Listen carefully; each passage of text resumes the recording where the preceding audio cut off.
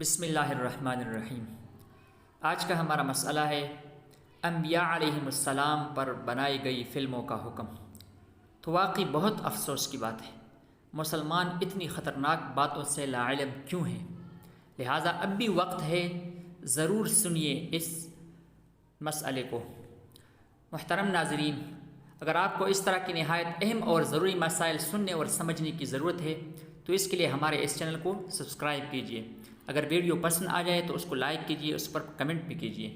تو شروع کرتے ہیں سوال۔ ایک سائل نے بہت اچھا سوال پوچھا ہے جس کی وجہ سے انشاءاللہ آپ کو بھی فائدہ ہوگا، اس کو بھی فائدہ ہوا ہوگا۔ تو وہ پوچھتا ہے، چند سالوں سے بعض نجی ٹی وی چینلز اور کیبل آپریٹر حضرات عمومی طور پر انبیاء علیہم السلام کی زندگی پر بنائی گئی فلموں کی نمائش کر رہے ہیں۔ دی میسیج نامی فلم حضور صلی اللہ علیہ وسلم کے مقدس زمانہ کے واقعات پر مشتمل ہے۔ صرف نبی پاک صلی اللہ علیہ وسلم کی ذات اطہر کو چھوڑ کر اس فلم میں تقریباً تمام صحابہ کرام کے نام سے کرداروں کو پیش کیا ہے۔ 313 بدری صحابہ کرام بھی بدر کی جنگ میں دکھائے گئے ہیں۔ صحابہ کرام کے ناموں پر کردار اداکاروں نے ادا کیے ہیں۔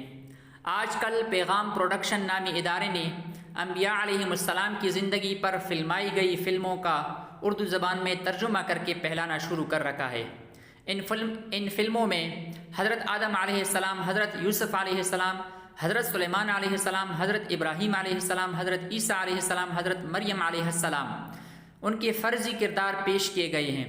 ان فلموں میں کئی مقامات پر نبی کا فرضی کردار کرنے والے کو اے نبی، اے یوسف، اے ابراہیم، اے پیغمبر کہہ کر پکارا جاتا ہے۔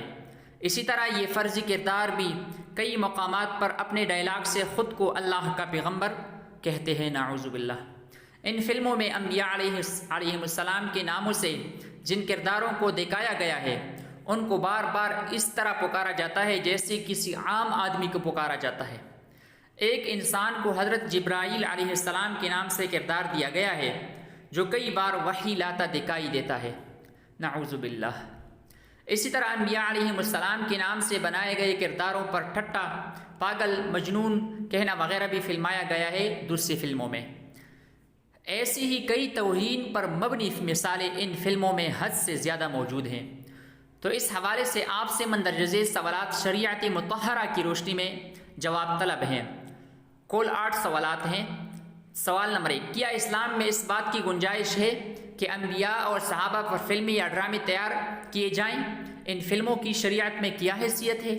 کیا یہ ناجائز ہیں اور ان کا گناہ کس درجے کا ہے؟ کیا ایسی فلموں کو بنانے والے یا ان کا کسی بھی زبان میں ترجمہ کرنے والے اسلام کے مجرم ہیں؟ اور شریعت ان پر کیا تعزیر یعنی سزا دیتی ہے یا گرفت کرتی ہے؟ کیا ایسے لوگوں کو صرف توبہ کرنی چاہیے یا ان کو کوئی سزا مقرر ہے؟ نمبر 2، فلم بنانے والوں کا یہ دعویٰ کرنا کہ اس فلم کی تمام دستاویز کی بڑی عرقریزی سے قرآن، احادیث نبویہ صلی اللہ علیہ وسلم اور مستند تالیفی حوالہ جات سے تیار کی گئی ہے۔ ایسی صورت میں کیا فلم کو بنانے، نشر کرنے، فروخت کرنے یا دیکھنے کی کوئی گنجائش ہے؟ نمبر 3، کسی بھی شخص کو چاہے وہ مسلمان ہی کیوں نہ ہو، فرضی طور پر نبی یا صحابی بنانا یا پھر دیگر فلموں کے کرداروں کی طرح اس شخص سے صحابی کے طور پر ایکٹنگ کرنے اور کروانے کے فعل کی شریعت میں کیا حیثیت ہے؟ نمبر 4، وہ شخص جو اس فلم میں بار بار خود کو نبی یا صحابی کہہ رہا ہے اس کے بارے میں شریعت کا کیا حکم ہے؟ نمبر 5، وہ لوگ یا ادارے جو ان فلموں کی نمائش کر رہے ہیں ان کا کیا حکم ہے؟ ان فلموں کا کاروبار، لین دین کسی بھی درجے میں کیسا ہے؟ نمبر 6، ان فلموں کو دیکھنے والے چاہے وہ اسلامی معلومات کے حصول کی نیت سے دیکھیں یا نیکی اور دینی جذبے کے ساتھ دیکھیں، ان کا کیا حکم ہے؟ نمبر 7، کیا حکومت وقت کو ایسی فلموں پر پابندی لگا دینی چاہیے؟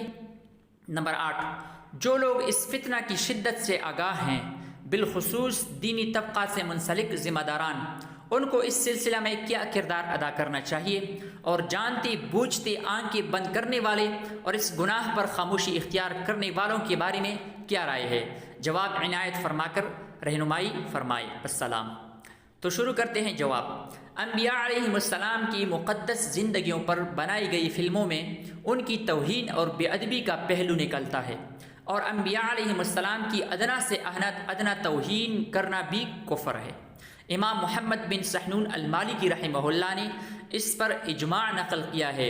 اجمع العلماء على ان شاتم النبی صلی اللہ علیہ وسلم والمنقص له کافر وحکمه عند الامة القتل، الصارم المسلول لابن تیمیہ۔ اس کا ترجمہ ہے کہ علماء کا اس بات پر اتفاق ہے کہ نبی صلی اللہ علیہ وسلم کو گالی دینے والا اور آپ کی توہین کرنے والا کافر ہے۔ امت کے ہاں اس کا حکم یہ ہے کہ اسے قتل کر دیا جائے، حتیٰ کہ اگر آپ صلی اللہ علیہ وسلم کے بال مبارک کی توہین کی تب بھی کافر ہو جائے گا۔ فتاوی قاضی خان میں ہے ومن عاب النبی علیہ السلام بشعر من شعراته فقد کفر۔ ترجمہ، جس نے نبی صلی اللہ علیہ وسلم کے بال مبارک کی بھی توہین کی وہ بھی کافر ہو گیا۔ نیز صحابہ کرام رضوان اللہ علیہم اجمعین کی زندگیوں پر بھی بنائی گئی فلموں میں ان کی توہین ہے اور یہ موجب کفر و ضلال ہے۔ ان فلموں میں بعض امور ایسے ہیں جو بلا شبہ کفر ہیں اور بعض موجب فسق و فجور ہیں، لہٰذا ان فلموں کو بنانا اور تشہیر کرنا گمراہی ہے۔ اب آپ کے سوالات مندرجہ ذیل ہیں ان مذکورہ بالا قوانین یا قاعدے کی روشنی میں۔ آپ نمبر 1، اسلام میں اس بات کی قطعاً گنجائش نہیں کہ انبیاء علیہم السلام اور صحابہ کرام رضوان اللہ علیہم اجمعین کی زندگیوں پر فلمیں تیار کی جائیں۔ حضرات انبیاء علیہم السلام کی مبارک زندگیوں پر فلم بنانا اشد حرام اور موجب کفر ہے۔ بنانے والے اگر مسلمان ہیں تو اس فعل کی وجہ سے مرتد ہو چکے ہیں، ان کا نکاح ختم ہو چکا ہے، ان پر توبہ و استغفار اور تجدید ایمان و نکاح لازم ہے۔ نئے سرے سے ایمان بھی لائیں گے، نئے سرے سے نکاح بھی کریں گے۔ صحابہ کرام رضوان اللہ علیہم اجمعین کی زندگیوں پر فلمیں بنانا بھی موجب کفر و گناہ ہے، کیونکہ کسی کو صحابی کہنا یا کسی کا اپنے آپ کو صحابی کہنا گویا اجراء نبوت کا قول ہے، نبوت کو جاری کرنے کا قول ہے، دوبارہ وہ نبوت کو جاری کر رہا ہے۔ دوسری زبانوں میں ترجمہ کرنے کا بھی یہی حکم ہے۔ دوسرے سوال کا جواب ہے ان کے اس دعوے کی کوئی حیثیت نہیں، لہٰذا ایسی فلموں کو بنانا، تشہیر کرنا اور فروخت کرنا سب حرام ہے۔ نمبر 3، ان فلموں میں مسلمان کا اپنے آپ کو نبی کہنا یا کسی دوسرے کو نبی بنانا توہین نبی کی وجہ سے کفر ہے۔ یہ مسلمان مرتد ہو چکا ہے، اس کا ایمان اور نکاح ختم ہو چکا ہے، ان پر توبہ و استغفار اور تجدید ایمان و نکاح لازم ہے، اور جو شخص اپنے آپ کو صحابی یا دوسرے کو صحابی کہتا ہے وہ بھی فاسق و فاجر اور مرتد ہو گیا ہے، کیونکہ اس نے آپ صلی اللہ علیہ وسلم کا استہزاء کیا ہے کہ غیر نبی کو نبی کہہ کر اپنے آپ کو صحابی کہا یا دوسرے کو صحابی بنایا، اس پر بھی توبہ و استغفار کے ساتھ تجدید ایمان و نکاح لازم ہے۔ چوتھے سوال کا جواب، اس کا جواب تیسرے نمبر کے تحت گزر چکا ہے کہ اپنے آپ کو نبی کہنے والا بوجہ توہین نبوت مرتد ہو چکا ہے اور صحابی کہنے والا بھی مرتد ہو چکا ہے۔ پانچویں سوال کا جواب، ان اداروں کا کاروبار ناجائز ہے، آمدن حرامی محض ہے، اس میں کچھ حلال نہیں۔ نمبر 6، چوتھے سوال کا جواب یہ ہے ان فلموں کو اسلامی معلومات کے لیے دیکھنا عوام کے لیے جائز نہیں ہے، محقق علماء کے لیے بغرض تحقیق دیکھنے کی گنجائش ہے۔ مطلب یہ ہے کہ تحقیق کرنے والے علماء اس لیے دیکھیں کہ ان فلموں کی حقیقت کیا ہے، حقیقت دیکھنے کے لیے ان کے لیے جائز ہے کہ وہ ان پر حکم لگائیں کہ ان کو دیکھنا جائز ہے یا ناجائز ہے۔ اس بات کی تحقیق کے لیے محقق علماء کے لیے دیکھنا جائز ہے، ورنہ ان کے لیے بھی دیکھنا جائز نہیں، البتہ ثواب کی نیت سے دیکھنا قطعاً حرام ہے۔ 7، حکومتی وقت کو ان فلموں پر پابندی لگانی چاہیے اور ایسی فلمیں بنانے والوں اور ان کی نشر کرنے والوں کو عبرتناک سزا دینی چاہیے تاکہ آئندہ کوئی بھی اس توہین و گستاخی کی جرات نہ کر سکے۔